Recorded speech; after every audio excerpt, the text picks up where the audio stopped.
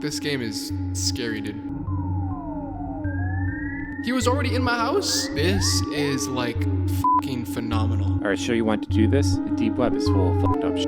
There are some things you can't unsee. I've been recording for 2 hours and 15 minutes, dude. Through all my playthroughs, I don't think I've ever gotten a code on this site. Yeah, I'm dead.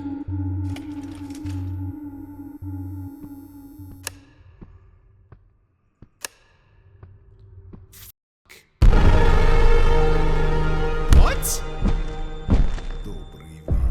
What? This is the experience of Reflex Studios' newest game. Welcome to the game 3. Fuck. Hey Google, play Noah the Shine. This is not Noah the Shine. Or, well, it's a demo. It's a cyber horror deep web exploration simulator where, while you're digging through some seriously sketchy websites, killers are actively hunting you down, fully ready to jumpscare the ever-loving shit out of you at any moment. I've always been a huge fan of the Welcome to the Game series, and honestly, a big Reflex Studios fan as well. My love for their games date all the way back to 2016, when I played the very first Welcome to the Game. I heard someone driving.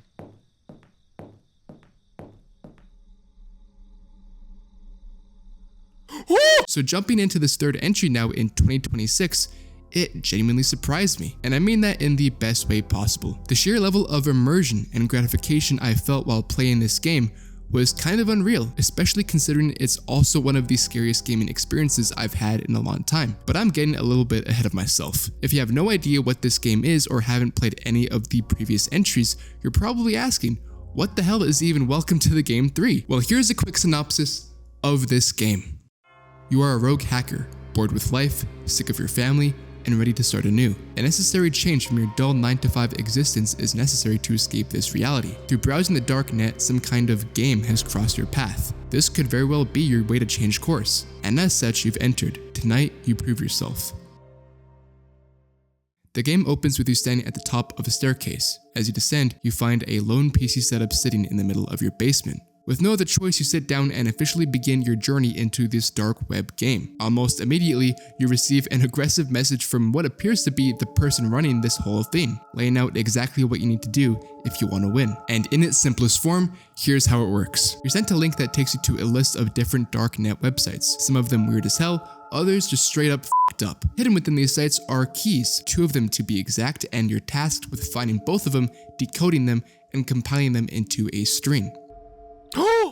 Oh my god, we already got the keys. Once you find both, you send it back to this hostile user, all in order to prove that you're worthy of competing in this game. Now, what is this game that keeps being mentioned, especially by this user? Well, honestly, we don't know exactly what it is, but it all revolves around our character and money. The demo doesn't really mention any of this because, as Adam said, this is a separate entity than what the full release will be. But the Steam page explains that our character, Simon, is buried in serious debt and turns to this darknet game as a last resort to crawl his way out of it. As someone who's played every single Welcome to the Game, I honestly think this is the best setup this series has ever had. In the first game especially, there's never really a reason you're browsing the deep web beyond we're looking for some f***ed up shit. But now there's an actual motivation, and I find it's one that's much easier to empathize with. But besides that, from a gameplay standpoint, scavenging for keys and decoding them is pretty much the entirety of what you do in this demo. While browsing, you can get hacked, you can buy tools to help you succeed, but beyond that,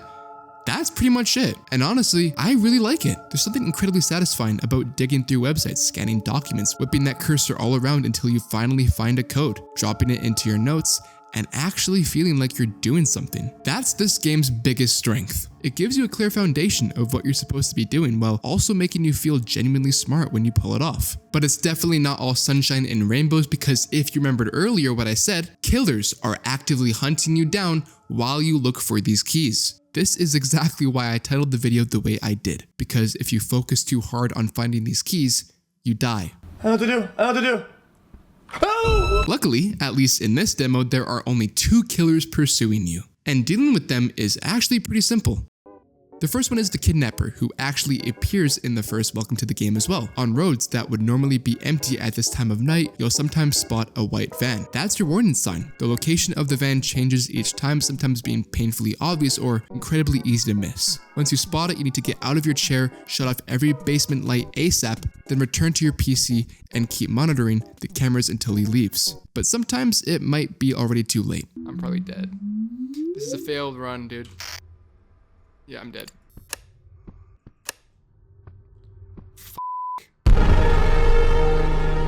What?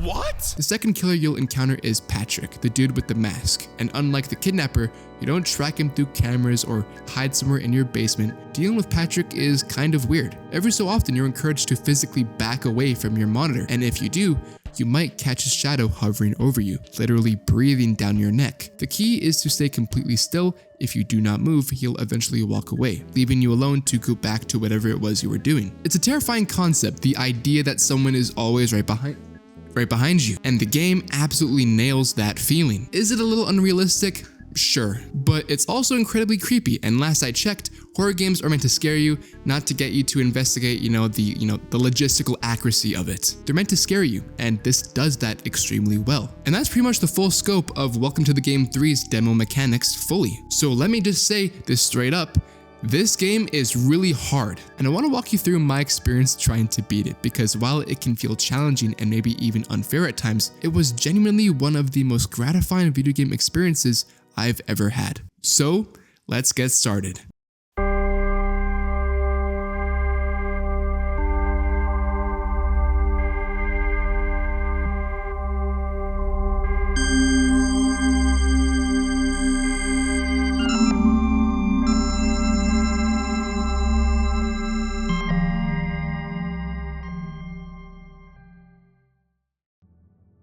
The date is January 23rd, 2026. The Welcome to the Game 3 demo drops. With all the hype I had for this game and all the enjoyment, terror, and borderline torture I've experienced from past entries, I decided I was finally going to play it. But not just play it, I was gonna try and beat it. And that's a big deal for me because I've never been a Welcome to the Game in my life because I'm low-key a bit of a pussy. That evening while I was on call with a few of my buddies, the tweet went up announcing the demo and I jumped straight in. Now keep in mind, I've only seen maybe one playthrough of this game, but I still kind of went into this game completely blind. And being on call with my friends meant I had zero excuse to bitch out from fear because I had them to talk to, to keep me company. Really? Don't waste it? What the fuck is this website? How are you doing that? What's fun? Hey Google, play Noah the Shine. This is not Noah the Shine. So I played it, and I failed. Miserably.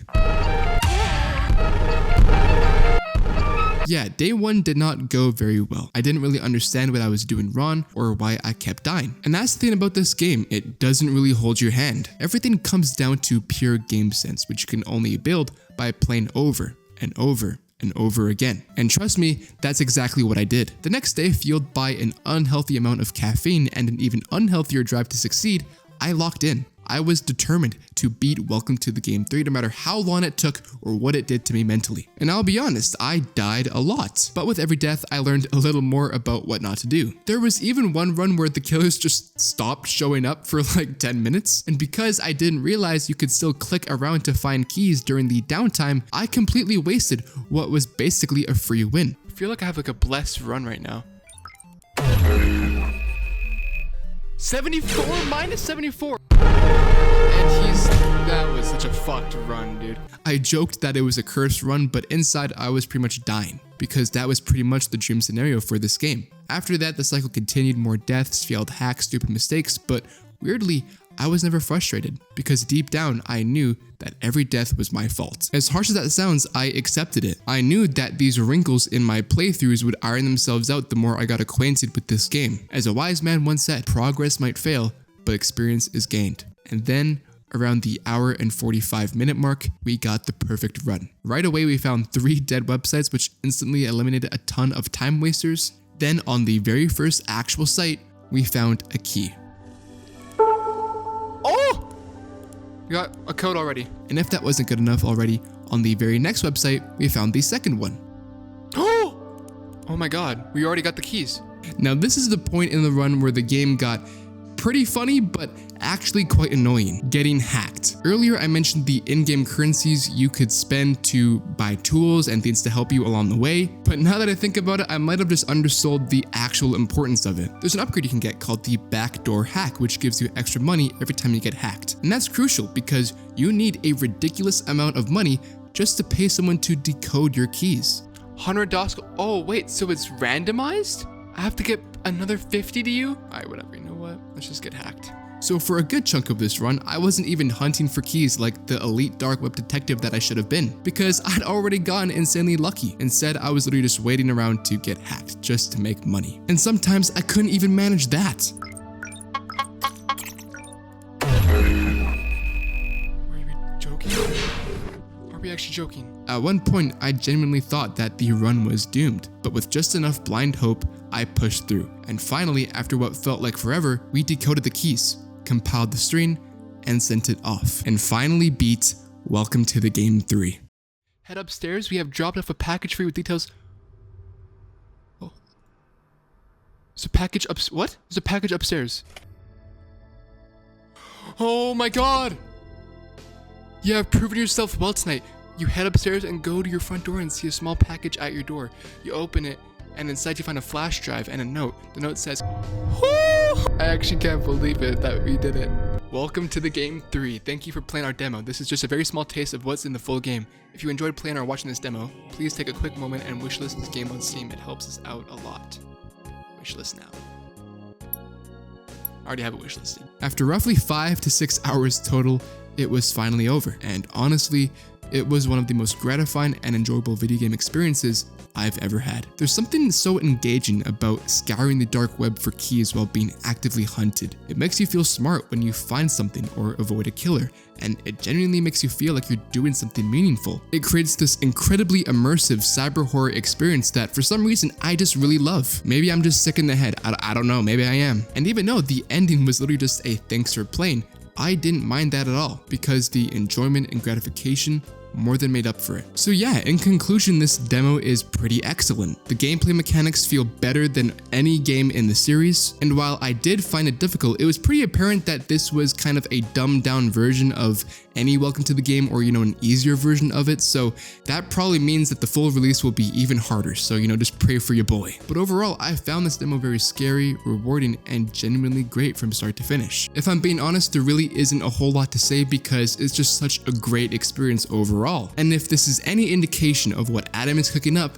then oh my god, I am very excited for the full release. Thank you for watching this video as well as the journey to complete this game. It was tough, but we finally got it done. I'm sorry it took so long to make. I've been having a lot of reflections on this channel as well as what I want to post on it, so yeah, my 2026 has been pretty bumpy so far, and I'm just trying to find my footing, so I'm getting back into the swing of things. More stuff is to come soon in the future, so stay tuned. I also want to take a second to talk about a couple of things. First one being, I made a Twitter. Yes, I finally gave into the Dumb Bird app. If you want shitty takes on video games or dumb stuff that I thought was worth posting, or video updates, or like that kind of stuff, then go send your boy a follow. We're aiming for 5 followers. If y'all can do that, then I'll be a happy boy. Second thing I want to talk about is you guys, because I feel like I don't say it enough, but I am very grateful for you guys and the support that you guys have been showing me. It's truly incredible, and every single day I am grateful for it. I've been feeling pretty burnt out these past couple of months, and